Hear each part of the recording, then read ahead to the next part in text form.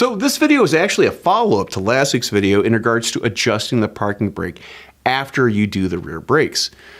Terry called in and he had some great points to bring up that technicians may encounter in the field when they're doing a rear brake job.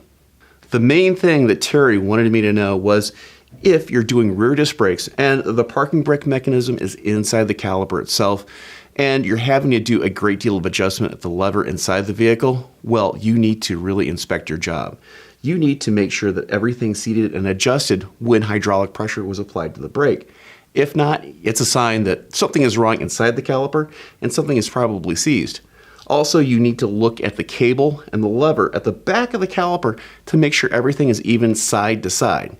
If you're having to do a big adjustment inside the vehicle to get that lever to come into specifications, well, you're going to have some issues and you need to look at the caliper itself.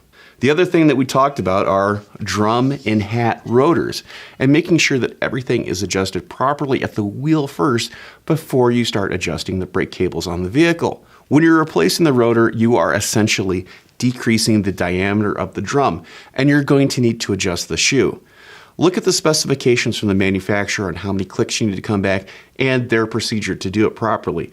You could find out that you have to go through the front of the rotor or the rear of the rotor, and the service information can save you a lot of time. But first, concentrate at the wheel and then start moving up the parking brake system, making sure to follow all the manufacturer's procedures. I'm Andrew Markell. Thank you very much.